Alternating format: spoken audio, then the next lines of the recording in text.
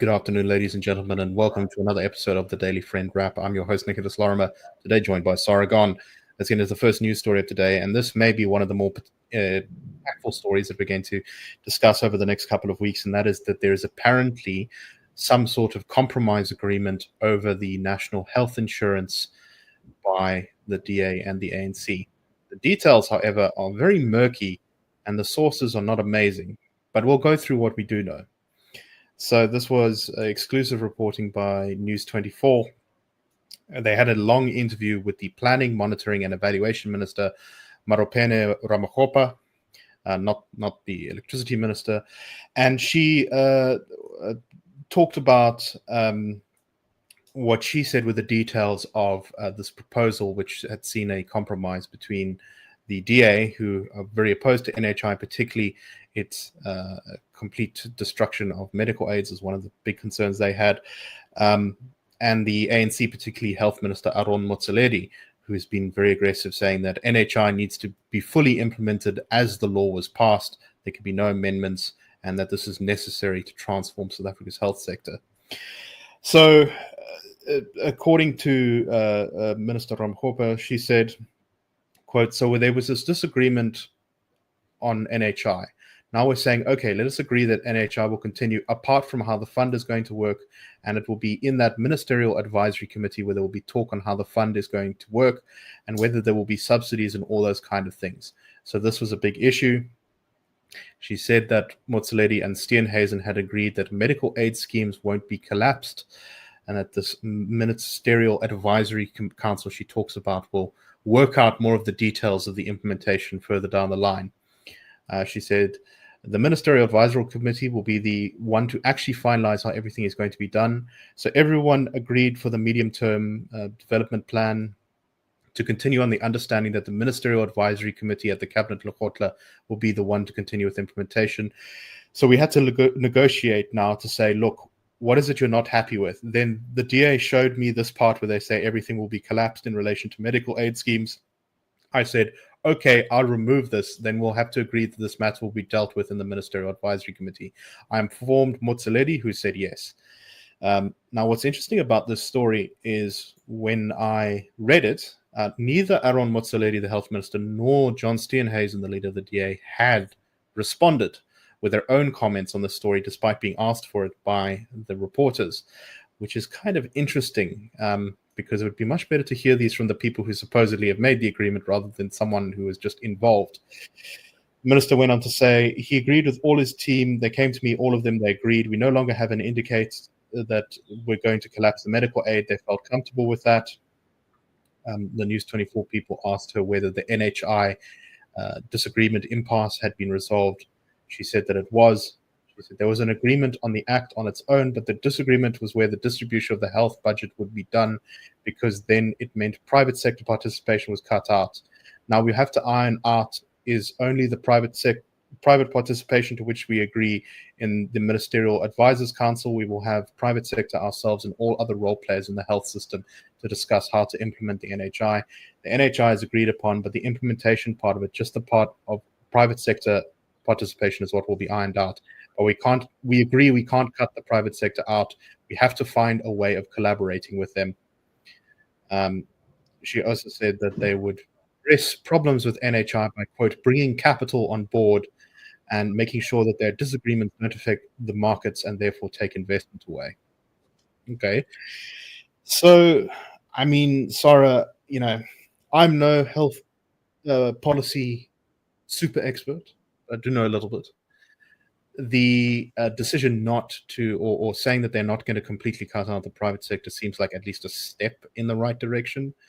But I must say, reading this article, it was quite difficult for me to properly understand and follow exactly what the terms of this agreement are. And there's also an awful lot of, we will figure it out at a later stage. We'll figure out this funding problem at the later stage. It'll all be in this Ministerial Advisory Committee. So a lot of this just feels like kicking the can down the road. What do you make of this? Look, I think it makes me very nervous, because Motsoaledi hates the private sector healthcare. It also hates medical aids. He hates medical aids, and I think he wants to see them gone. And the wishy-washy way in which it's been described suggests that what she has in mind, I don't know what anybody else has in mind because they haven't said it, is that medical aids can be retained for the purposes of administering the funds that people who belong to medical aids would access in order to get NHI medical care. In other words, the medical care won't be different. There won't be private sector and public sector. There'll be public sector NHI, and we'll let medical aids sort of help administer the use of funding from the NHI through private medical aids. It doesn't begin to deal with what's wrong with the NHI Act at all. It doesn't deal with the fact that this is not really a health system, it's a insurance, and it's insurance that's going to be run by the government.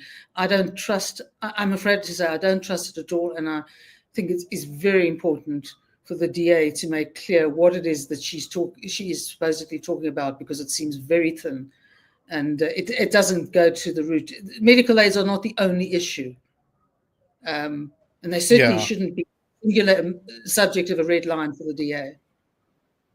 No, I think that's definitely right. That the devil is really on the details in this kind of stuff. And if the DA's only sort of compromise, it had these three big kind of red lines of going into government. It had the Billa Bill, it had the Expropriation Act, and it had the NHI. It seemed to be under the impression that it would get some sort of major compromise on all three of those when it formed the Government of National Unity. On Billa Bill, well, the DA controls the portfolio, gets to set the regulations, but the bill's being implemented in full. So it doesn't really look like they got a huge concession there, especially if the minister gets changed. On the expropriation bill, the DA says they're still opposed to it and they're going to fight it in the courts, but they also had a slightly softer tone a few days ago on this issue. And while the Minister of Public Works, Dean McPherson, says he's not going to implement any expropriation or compensation, the DA decided that it was not going to leave the GNU over that issue. So NHI is kind of the make or break. In my personal opinion, NHI is the most damaging of those three policies to the country, because I think it will drive the middle class to leave the country in large numbers. But they really need a big win here, I think, for this to be at all politically sustainable for them. They're really going to have been rolled by the ANC if they don't get a big win here. And this kind of very vague, wishy-washy stuff. Look, I mean, part of the problem here is Motsoaledi has committed so hard to defending this piece of legislation that any compromise whatsoever is going to cause him to lose face, which obviously he doesn't want to do, because he's put so much of his kind of reputation on the line here. I mean, he described the fight over NHI as a war to when he was speaking at Davos on a panel about universal healthcare. So, I don't know. No. Sorry, go ahead, Sarah. No, I was just going to say, I think the problem is that I can understand the DA's reluctance to actually leave the GNU, but I think for certainly for public consumption, we need a little more robustness in the DA's responses to these issues, because one almost gets the impression that, Steenhuisen and Ramaphosa talk and I don't know what they have for tea, but it all ends up coming out from the ANC as some sort of deal being reached, and frankly, they're not. And if the NHI as a whole, and not just medical aids, isn't the DA's red line, I think the DA's future is in jeopardy. No, definitely. It's a difficult tightrope they have to walk, and I think this is the stakes are very high for them and also for the ANC, to be honest. So I think it's going to be very interesting to watch and see what comes out of the office of Motsoaledi and Steenhuisen's office going forward, to see what the more concrete terms of this might be, to get a better idea of how the politics have actually shaken out, because this is a very interesting interview, but I don't think it tells us that much about the details here about how exactly this thing is going to work and whether some of the worst damage has been avoided. I think it's still too early to say that. Okay. Let's move on to our next story. We've talked a lot about the US turning its gaze on South Africa, which is a change from how it normally is.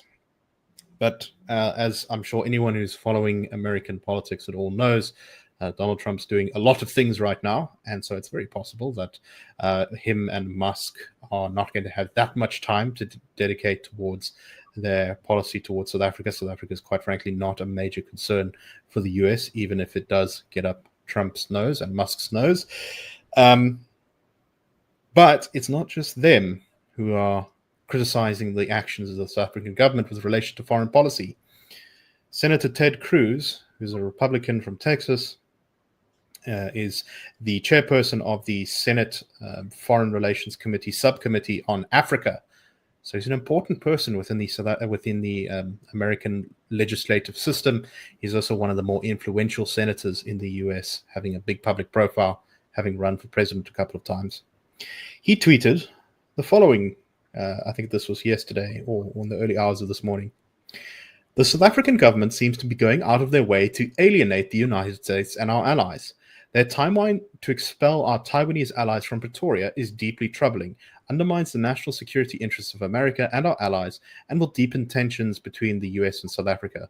I intend to use my position as the chairman of the Africa Subcommittee on the Senate Foreign Relations Committee to investigate these and other concerning decisions by South Africa. And then he links to a story from Reuters, which was headlined, Taiwan says South Africa gives March deadline to move office from Pretoria.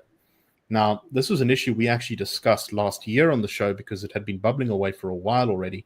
And that's that the South African government, for no particularly clear, obvious reason, it suggested that there was some under-the-table, backroom door pressure by the Chinese government, but even that's not entirely clear, has ordered that the Taiwanese de facto embassy has to be moved out of Pretoria to keep it in line with the One China policy. Now, this is kind of strange because South Africa already says that Taiwan doesn't have an embassy, even if it de facto does, and that we recognize China as the one China and not Taiwan. This is a common state of affairs for many countries around the world who have relations with both countries.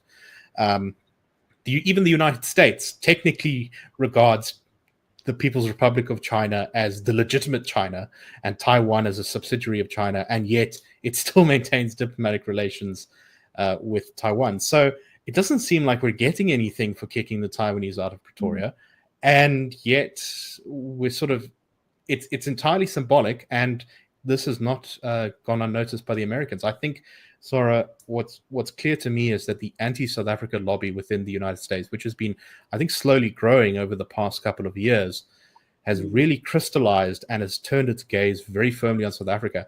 And the reason that's a big problem is that even when this presidential administration is over, it's very possible that a bipartisan hostility to South Africa will remain in the US. What do you make of this? Well, I think we're sending off some very bad messages. I think our diplomacy is really sort of plumbing the depths, shall we say. And I suspect part of the ongoing anger, first of all, was our application to the ICJ against Israel. I mean, that was a biggie. For being a very big ally of America's. But the problem is, of course, you've had an administration, even more than one administration, which have kind of let the Chinese gain influence in the Pacific and the Indian Oceans. I mean, most recently, Britain gave back the Chagos Islands to Mauritius, who are cozying up to the Chinese. So that whole, I suppose you would call it almost a triangle of sea defense, is going China's way. And I suspect that seeing South Africa sort of providing the potential corner that is Southern Africa, the South, is probably part of what is just too much for the Americans, and they are not prepared to see that just go willy-nilly to Chinese influence, particularly given the potential of conflict between the US and China over Taiwan. So I think that it's a fairly robust approach because it, certainly from America's perspective, it is about preserving, saving, looking after American interests. And this as I say, making something out of really nothing is probably seen as sort of rather crass and insulting. And I don't think the Americans, in the mood they're in, the Trump administration, are going to tolerate it.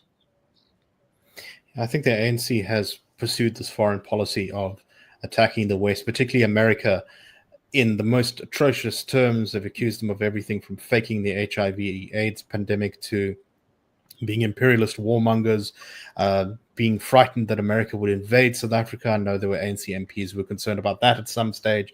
Our ambassador to Venezuela declaring that we would defend Venezuela from an American invasion with our army. Just constantly accusing domestic opponents of being trained by the CIA.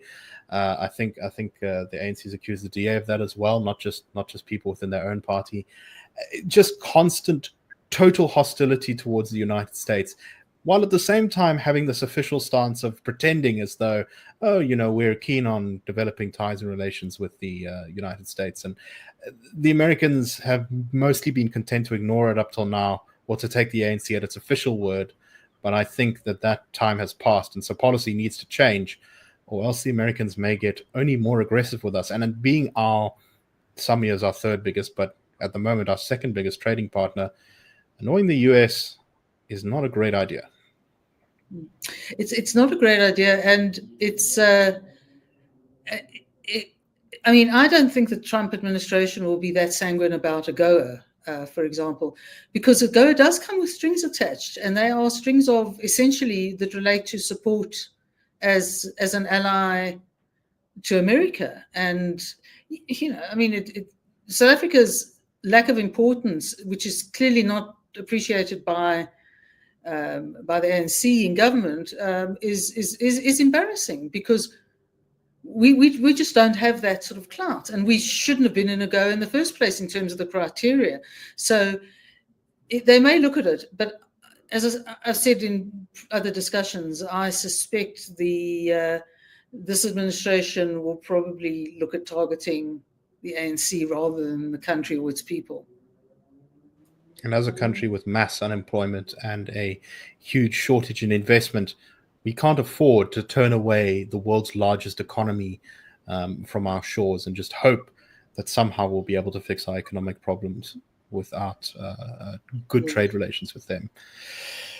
Okay, so thank you very much, everyone, for watching. We hope you found the show interesting. Please do like the video if you like it. Please do subscribe to us if you enjoy our content. And we will see you all tomorrow on The Daily Friend Show. Cheers, everyone, and have a great one. The Daily Friend Show and The Daily Friend are a project of the Institute of Race Relations, the IRR.